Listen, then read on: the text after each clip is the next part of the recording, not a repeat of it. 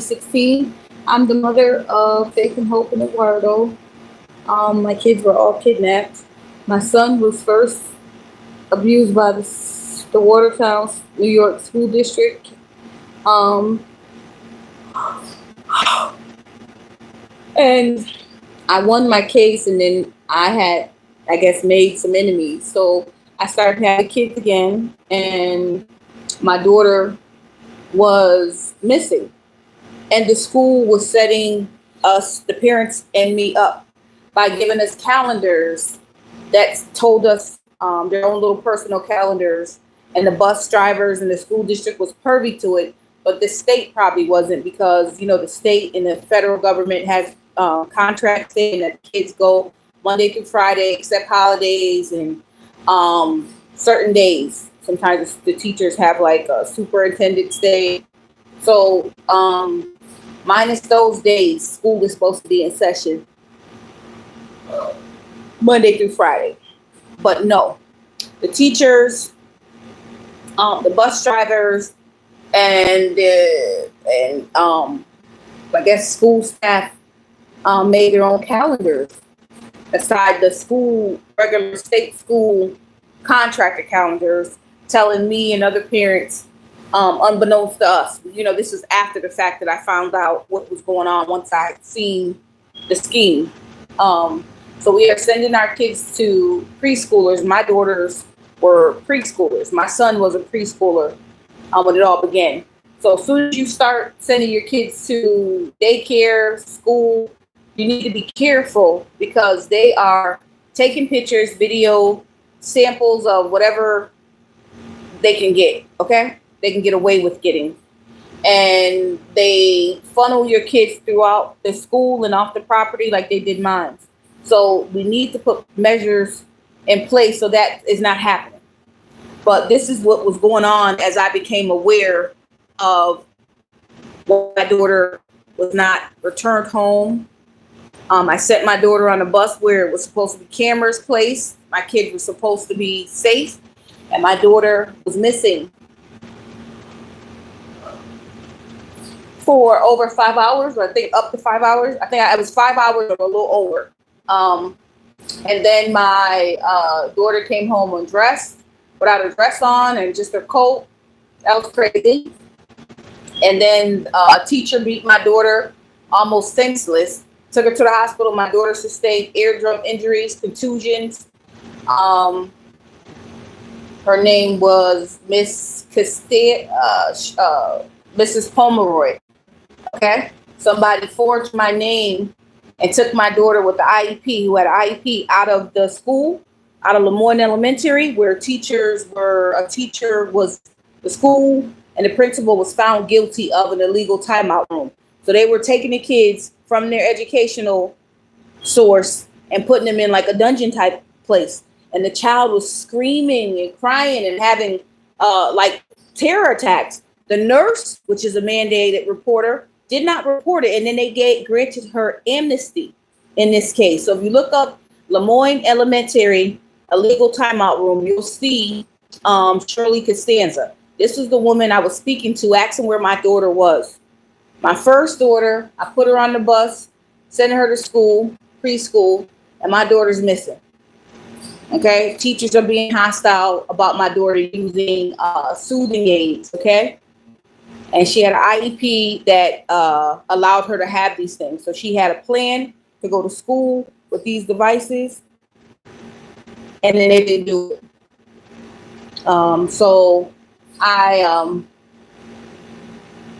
had to file complaints, and they made false reports against me alleging educational neglect, in which I won the cases. And then when I filed for my own appeal, since the lawyers that I had assigned, this is me learning my rights and growing in knowledge, because I started depending on lawyers. I'm asking the bar members because I was indigent for assistance, and then they did not assist me. You ask for indigent help, you are entitled to legal services, and they were not afforded to me. So I had to figure it out myself. So on the onset of this matter, I did not know I had any kind of brain cancer.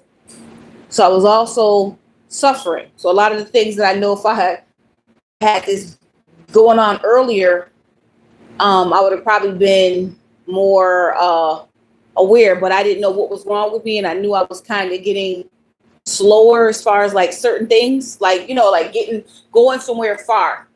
I wasn't able to do that. So I would make a lot of phone calls, faxes, emails. So I was very counterproductive in that way. But physically, it was a little difficult. So I didn't know why. So that was 2013, 14 for Faith. And then my son, I won his case, but the lawyers that wronged me in that matter, with my son's father kidnapping him, were not appropriate with me. The lawyer I had, he was blackmailed on the east side of Syracuse, New York, and he was sexually inappropriate. And I went in office after he tried to be suggestive and fired him. And then he got a little aggressive, asking me, "What did you say?" And I said, "Your services is no longer needed. You're fired." And walked up out of there because I was close to the door and got up out of there. But he was making gestures to his private area, to me, to his private area, and I got the hell up out of there. That man lost his mind. I was a military wife, first of all, and I don't know who told these people that somebody wants to sleep with them. We here to get a service because we have to. If we wouldn't talk to a lot of these people. We didn't have to. So this is me, and how was I, like maybe 19, 20, no older than 20. And I say this as plainly as possible. Nobody is here to see you. You know what I'm saying? We're here to get our kids, to get our cases done. And nobody got time for that, So I'm sitting here trying to figure out where my son was, why my son father didn't return my child as ordered. And I was not advised of my rights to do I just called the police, told them that he didn't return my child, asked the police to help me. They did not. They said because he was far in another part of the same city, but like almost out of the, he was in another part of the city. Like he was far out of it was like Syracuse, and it was one town over Salt Springs. It was like stuff like that. And they would not assist me properly. So I couldn't walk in the snow way over there, staying outside for hours. And police was just playing around with me. So I stayed here, and I never left Syracuse, New York again. All right. I came back to Syracuse and stayed and fought and did the best I could to get my son. Finally, I showed them what started the issue with the school. My son, and I just recently got some of my stuff back that was stolen from me, some of my evidence. And I found a picture of my son being the only melanated child in his class. There was one little girl there, and they kept them separated, so they had no way to bond, but nobody with any familiar background. And they tortured my baby. They called my son names, and he was young. He was 3 or 4, trying to articulate to me that, and all he kept saying is, "They don't like me. They don't like me." And I'm trying to work, and I was doing some kind of training. It was training for like some kind of bus training. So I was trying to change careers. So I went from doing like medical services and stuff like that, helping people who had disabilities, to training in an office, because they had me doing office training, learning the inside of the job. Then I was gonna transfer over to the bus driving in Coliseum, New York, which is like right really close to Fort Drum. And then I stayed in Philadelphia. So it was very close. Everything was real close. And I was just trying, and it just seems like I couldn't get a break. My son is crying. The principal at the Jefferson County or the Coliseum County, whatever county, I got to look at the school thing. They were telling me to beat my child. And I was like, what? For what? I'm not beating my son, no. And she's on the phone, "I'm listening to you, and I want you to beat him because he wasn't behaving." I was like, who does this lady think she's? No, I'm not beating my. Why would I believe you? And why would I put my hands on my baby? My baby was, listen, my kids were excellent. And I'm not being biased. They did typical age-appropriate stuff. Running when you tell them to come here, just age-appropriate. So it was never nothing, it was never nothing unusual. And I had already did like daycare before, watching kids. So I was very familiar with kids and what was normal, or, what to expect type thing. So I was putting on that. And I got this stranger telling me to put my hands on my child and she'll wait. So she was trying to witness me putting my hands on my son, which I never was going to do. So she seemed to get frustrated by that. So, and still called CPS. And my son was able to speak, articulate. I was able to speak and articulate that I don't understand. I'm telling him that she's telling me to put my hands on my son. And they're in the school calling my sons all kinds of racial slurs and stuff. And then what started this was me. I'm telling you the God honest truth. When I tell you I was just happy go lucky, just doing stuff. And me and my son were drawing an activity for the school because it was close to the holidays. So it's close to Santa Claus because the school gave an activity for Santa Claus. And my son and I colored it. So I colored Santa Claus brown to match us. You know, I was not trying, like now if I painted something, it was like that, I meant whatever you feel, that's what it was. For me, at that particular moment, I really was just making sure the Santa Claus and it matched us. We were in a predominantly white area. My landlord at the time, I did not know. Her name was Marilyn Payne. She had already got in trouble with the military for her racial profiling in the housing. She wouldn't let this military soldier, it was advertised for rent, the house that I was in. So she ended up renting to me just to try to keep the heat off her ass. But then when she lost her case, because they caught her on tape, when the Latino guy called and was asking for the apartment, she said it wasn't for rent. They made an ex-couple called and he was Caucasian and she said, yup, it's for rent. They had her. It had nothing to do with me. And then when I called, I don't know how many months or how many weeks happened after she got caught and the military served her so that nobody else military could be affiliated with her. I was divorced and leaving my husband, so I could, but I didn't know that. And I just was trying to get housing once I left my first husband. So the house was affordable. You got a 2-bedroom for $300. What? Way out in the woods and shit. So, you know, it was close by to where I was leaving the base, and it was like really close, and I was just trying to figure it out, just a new experience, and I got through it. My son had a little car, was trying to go to work and school and trying to just, do what everybody do. So me sending my son to school was just a natural order. And my son being mistreated at school was not normal, was not appropriate. And that's the issue. I and other parents like me send our kids to school and trusting these people that they are going to care for our kids. And that is not what's happening. That is not what's happening. If you look at some of these private hearings and settlements with the school district and the city and the state, that shouldn't be private. If a school is dangerous, parents need to know that it is permissible for a school to hire sex offenders. Okay? There was a law passed for sex offenders and stuff like that because they needed a job. Well, then give them benefits then.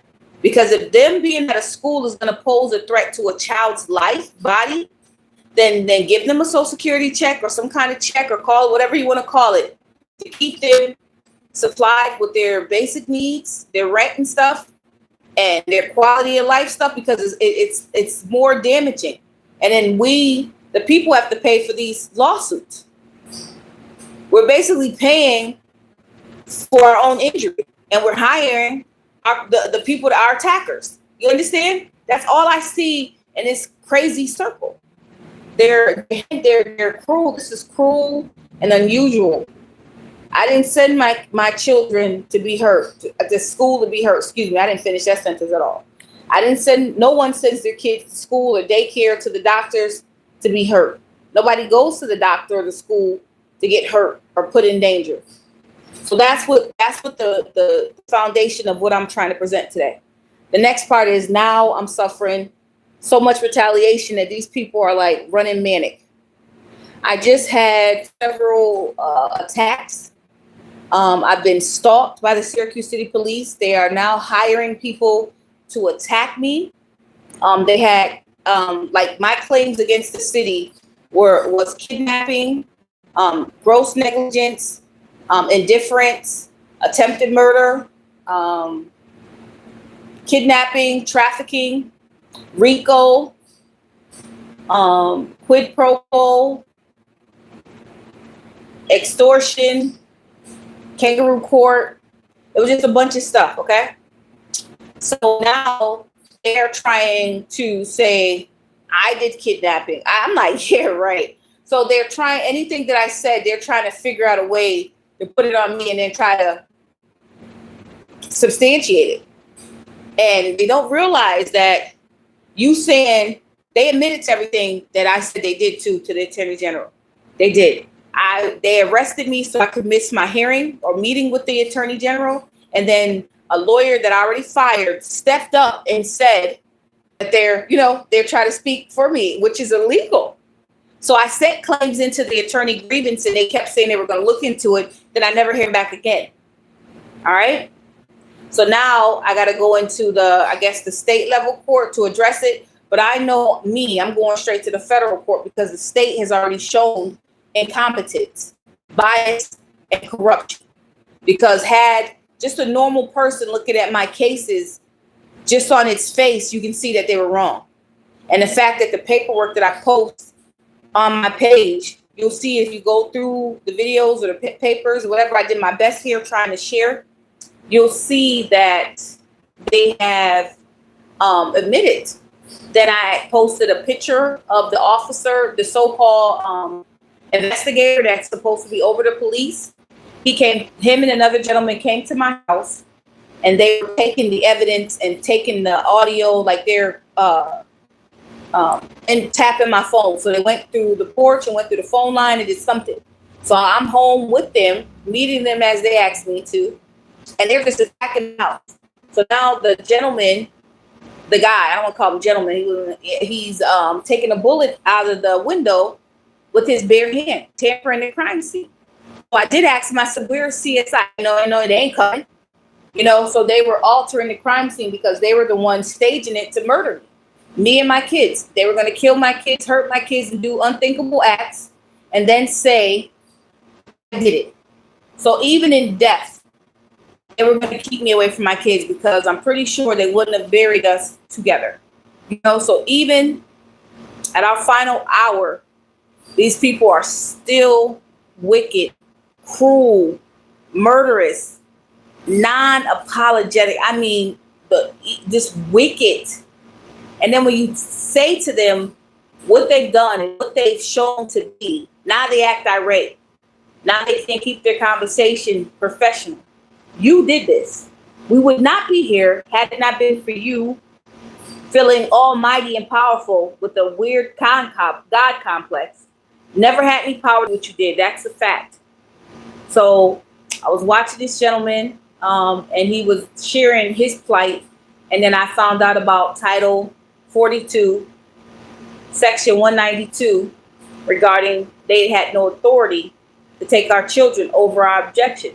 They never had any authority, even without our objection, to take our kids. They never had any power. So I'm reading what this guy is sharing, and he's prayed up, he's, rejoicing.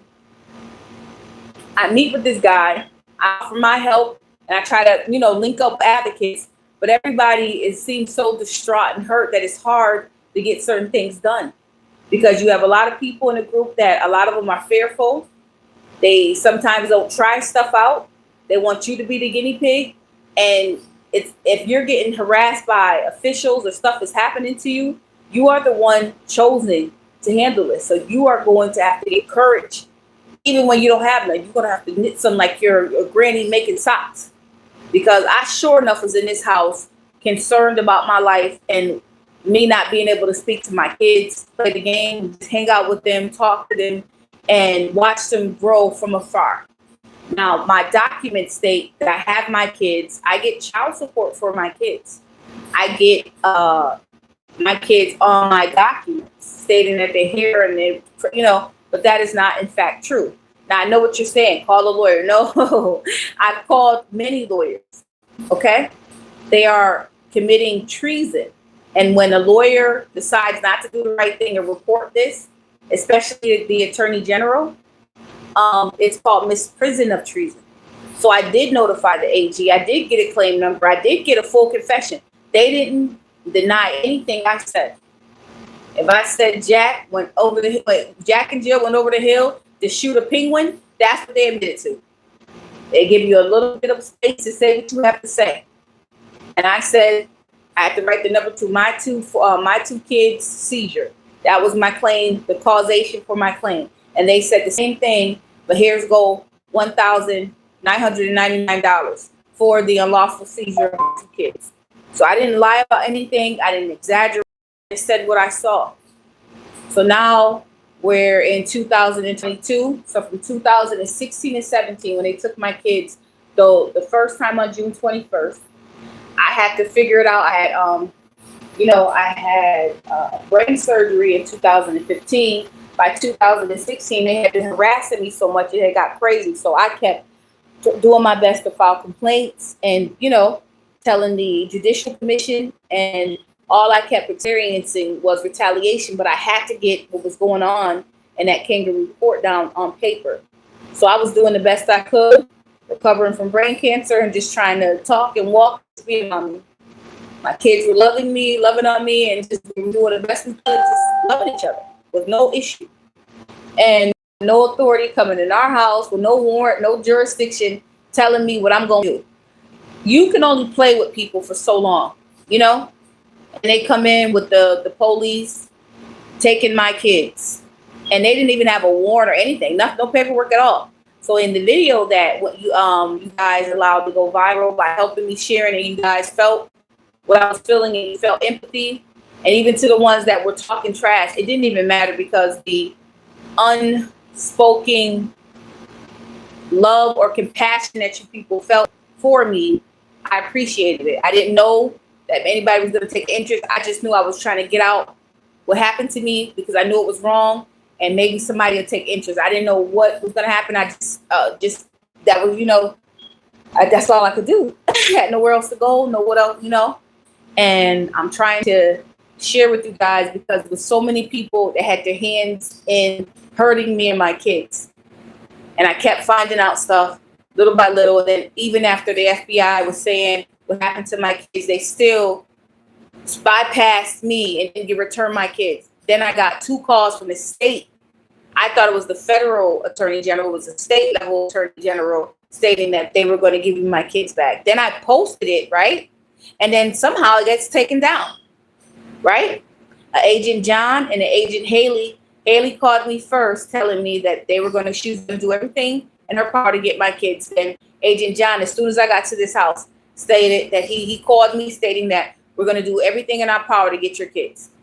He asked me a couple of questions, like, did they have a warrant? No. Did they read you? No, they didn't read no rights. They had no power, and then I stated the laws. They didn't have any authority to do what they did. So why are they here? If a child is in danger, anybody can act to protect a child, right? Anybody. So someone wearing a costume already committing fraud or crime, we have an issue. We need to have true legal enforcement, and that is the FBI. That's the enforcement, right? Not the city, not the county. These are administrations where you want to settle or do it privately. They arrested me and took my kids publicly out of my house, put mugshots up, make sure to distort my face. They want me to look in the worst light possible, hoping that lacks people's empathy onto my story. But I assure you, I don't care if my head was cut off. If God allows me to live half, like that in that condition, I would hope and pray that just common sense would show that you did something cruel and you injured this woman and you injured her kids and her repeatedly for even the dog. The cop tried to take my dog. Officer Crystal tried to take my dog. Okay. And then Officer Lyda, Matthew, what's his name? Duvall. I mean, not Matt. I don't know his first name, but Officer Duvall, badge number 156, and these other officers, his little crew, tried to take my service dogs. I mean, they did not let up. They would not stop. And then they got very wicked. On December 2022, I was illegally threatened and forced out of my home. They used the fake eviction. I proved that I paid my rent. Not only that, I had overpaid by thousands, right? had a landlord. His name was Matthew Zechariah. He had broken into my house before. He had already been sexually inappropriate, right? So I tried to find different housing. At the time when I got there to, let's say, May 2000, it was April because my other house was condemned. And it was moved into a temporary housing that was condemned, but they had like removed the condemning part just so I had housing. But then the house just started falling apart, so I had to move out of there. So it was late April, mid or late April. When I met with him, he was very inappropriate, grabbing my breasts and buttocks. And I swear to God, you want to hit somebody, but you need housing. So I tried to find different housing, but I was sick. Okay, this is right before I found out. So I got there late April because I had to move it early. And by May, that was when the lease really commenced. So by October, 5 months later, I found out I had the tumor and they wanted to operate right there and then, but I told them they had to wait because I had to find somebody to get my kids situated with. And that right there was a whole hardship. You guys got to realize that I understand there's going to be some of the enemies on here that don't want me to tell, or they're friends to some of these people, and that's fine. But you guys got to realize I have died. I've been really sick, and I have crossed over to the other side. We're not alone. You got to be careful how you treat people in this one here because you may see them in the next one with different powers and different authorities. Be careful how you treat people. I'm glad that I had enough sense in my youth to be kind of fun-hearted, kind, and I was like laid back. I'm glad that I chose, or God allowed me to choose that position, because I can't imagine if I was a wicked person, because then a lot of this stuff makes sense. And I've had people say stuff looking for fault. It doesn't have to be a fault for God to be in it and be trying to teach me something. I didn't think I was going to be able to talk. My mouth was like stuck. I was leaning to the right side. It was like a magnet pulling me when they had the plate in my head when I first came home. It was very difficult to walk, talk, and see. And I was grateful that I knew who I was and I knew who my kids were. That was the affair going into that kind of surgery, praying that I don't forget the songs I wrote to God. I know pain. But I know empathy, and I know what I know right now. And I know it's more stuff to learn. I'm not on here just talking. I'm in pain. I'm trying to convey what's going on from the last 10 years. And it's longer than that if you count my son. It's been 20 years for him, over 20 years, since the Jefferson County and Calcium School District hurt my child and mistreated him. And he was so little, scratching his skin, saying that he wanted to be white. They don't like he wanted to be white. He was trying, oh my God, my baby was hurting himself, trying to get accepted into a school. And then there were days where he was playing with some kids and he didn't want to leave. He was the only child for a long time. And he was playing with friends and he didn't want to leave. And he started crying. And do you know they called CPS? I'm leaving work. Or was it school? I was either leaving work or school that day. And I get there waiting for the bus because I had to drive home and drive and, come down because I stayed like on a farm. I would like try to get home before the bus get on a little dirt road, little piece of road and drop my baby off. So I get him home. He gets home, and then shortly after, a woman is meeting me, asking me about my son. Is he being abused? Why is he crying to not leave school? I was like, okay, let me ask you a question. What was he doing before he started crying? He was playing with his friends. Okay, so all kids will do that. I'm like, well, he's 4 years old. What are you talking about? So I was like, so yeah, that was that. And of course, that got closed. That was crazy. It was just a waste. But the school became hostile. And then Mrs. Murphy, one of the teachers there, when I took my son out of the preschool because he was underage. So I took him out because of the behaviors of the teacher. My son was not thriving. He was, he wasn't doing good. So I took him back to the school in Syracuse, the city where I stayed, and where we're from. And do you know this teacher followed my baby to the new school and started talking shit about me, and my son's little self was like, Mom, Mrs. Murphy was there, and I'm like, what the hell? So even that was a violation, you know what I'm saying? But see, me not knowing, I'm younger, I didn't know too much of anything. I just, you know stuff, but you don't know where the law is, what your rights are. You just know this lady is pissing me off following my baby. What are you doing? You know? So because I still was not divorced from the military yet, I still had a little back, and so I would call Jag and ask questions. And I was still estranged from my spouse. So I was just trying to figure out what kind of rights. I did the best I could. Because that was a weird, shaky issue. And my ex-husband kept trying to get back, but he had did too much, and I didn't want that around me or my child. So I got up out of there. So I got up out of there. I tried to find housing in Syracuse. I did the best I could. No, I left with my second husband. I ended up meeting the second husband, and then going to Ohio. And then my son's father got emotional because I'm telling him my steps. I'm being a good parent, trying to keep informed. I'm going to be moving down to Ohio since my, little boyfriend at the time, but he was going out. I think I did get married. I was married to the second husband. I went down to Ohio. So I was married. I went down to Ohio, left one husband, got back with another one, and went down to Ohio. And yeah, my son's father took my child during his visitation for Christmas, and would not give me my son back. I was supposed to see my son right on Christmas Day, like the half day. He didn't let me see my son.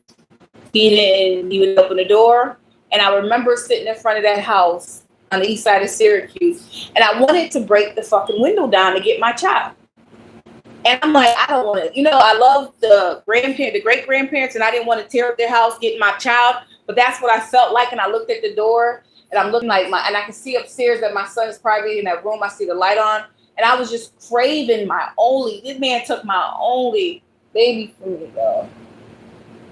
Now, and he was not interested into the child at all.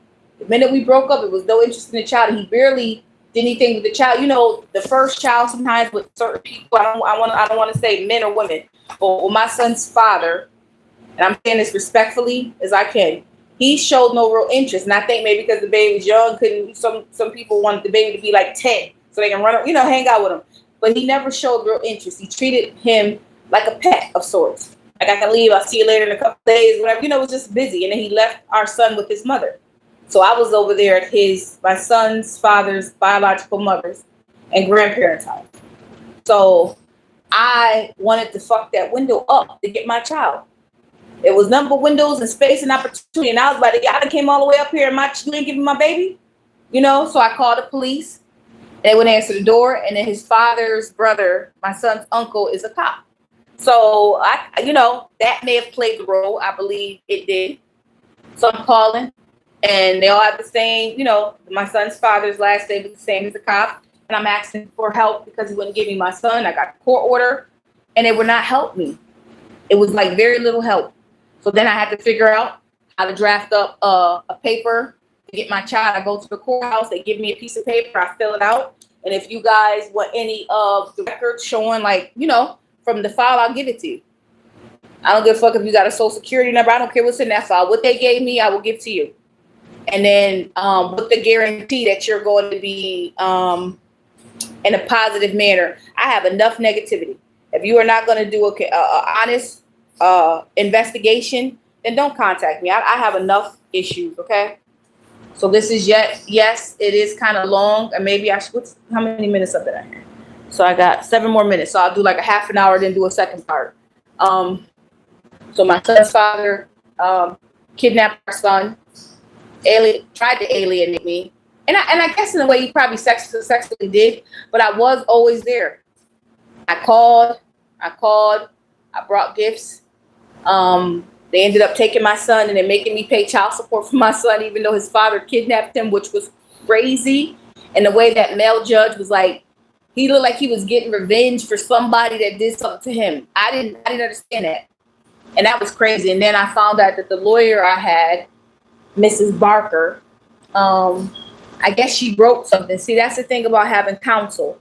You have to micromanage. They will write something and act as if like you said it because they're acting as your mouthpiece. So I saw, I don't know what year it was, maybe 2000, let's say from 2020 to now. I saw where it said that I didn't want to press charges on my son's father back then, and that was not true. So I don't know if they got the police calls. I'm pretty sure they don't. But I will tell. But that doesn't make sense. Why would I not press charges and then go to court to press charges? That makes no sense. I tried to do a violation hearing saying he violated the order, and they kept turning me away. And when I got the first lawyer, that black man, he was trying to make me have sex with him in his office. Then I got a new lawyer, Miss Barker, and she didn't do anything, and it was really pissing me off. Okay, it was really pissing me off. Like, what is the problem? He kidnapped our son. I got threatened if I don't follow the order, I'm getting arrested. And to know now what I know that I didn't know then, it pisses me off. I'm in a fake court, and I don't want you guys to be in a fake courtroom. So I'm gonna stop here and just start another one. So that way, just call this part 1, because I know it is long and drawn out. And I'm just trying to make you guys aware that these people have kidnapped my babies, and now they're trying to murder me, set me up and murder me. Okay? So that's what I'm trying to get to the nitty gritty of that, how it came to be, where the Syracuse City Police, the city of Syracuse, government, branches of government are all turning a blind eye, hoping that Syracuse City Police can get the job done of assassinating me. So I want to just bring it there. So I'm gonna stop here and then get to part 2. Thank you.